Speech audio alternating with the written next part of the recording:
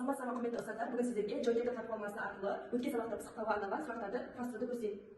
Осылайынан Joydeca'дан біз осылайынан сұрақтарды құрастырып, енді соны қалай пайдаланамыз. Бөлмедегі сұрақтарды іздейміз. Начать дегенді басамыз. Осы бөлмеден біз сұрақтарды іздеуіміз қажет. Мысалға келтіретін болсақ, мына жерде мониторды бассақ, жаңа монитор деп шығады. Мына жерде сотканы бассақ, бізге қажетті құралдарға орналасады. Одан кейін мысалы шкафты ашатын болсақ, бізде мынандай сұрақ шықты. Ұлпан романының кейіпкері кім? Оқушы осы ішінен мысалы сұрақтарды таңдайды. Мысалы жауабы мынау болатын болса басамыз. Енді келесі сұрақты тағы да ойланады, іздейді. Мысалы мыналарды басып көреді әрқайсысын.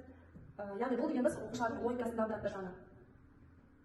Мына жерде мысалы бір диск шықты, дискіні бізде қажетті құралдарға кетті. Енді мына кітаптың үстін бастап, тағы да бізде бір сұрақ шықты. енді қара жорғамен жылқышы жүретін кім? Артықбай, Мүсіреп, Ұлпанның анасы. Яғни бұл жерде біз жаңағыдай осылай тест түрінде құрастырсақ болады, немесе жай ғана сұрақ қылып қойсақ болады. Осылай жауабын белгілейді. Сосын тағы да келесі сұрақтар іздейді. Мына кітаптардың артындағы жай ғана есік. Мына жерде тағы бір сұрақ шықты. Енесей қай елдің биі? Найман, Керей, Уақ, Кіші жүз деген сияқты. Мысалы осыдан жауабын белгілеп әрі қарай таба береді. Мына жерге диск керек дейді. Ол бізде дискіміз мына жақта қажетті құралдардың ішінде тұр. Дискіні аламыз да, мына жаққа алып келіп саламыз. Диск салынды. Енді мына жақтан бізде сұрақ шықты. Ұлпан романының авторы кім?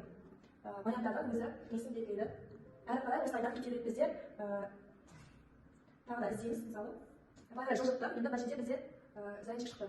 Одан кейін тағы да мына жерде басып көрсек болады. Бізде 5 сұрақтың төртеуіне жауап берген екенбіз. Енді әрі қарай іздейік. Тағы бір сұрағымыз бар бізде. Бізде мына жақта құралдарымызда зарядчик пен сотка тұр, яғни оны бір жерге бізде қосуымыз қажет.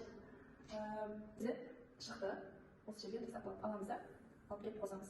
Сонда бізде мына жерде соткамыз зарядталғаннан кейін сұрақ шығарды. Осы үстін бастап, мінекей сұрағымыз шықты. Енесеймен танысқандағы Ұлпанның жасы мөлшері қандай дейді. Осы жерде 4 вариантты белгілейміз. Осылай Joydeca бағдарламасын құрастыруға болады. Сабақ өте қызықты болады оқушылар үшін және де оқушылардың жаңағы сыни ойлауын дамытады.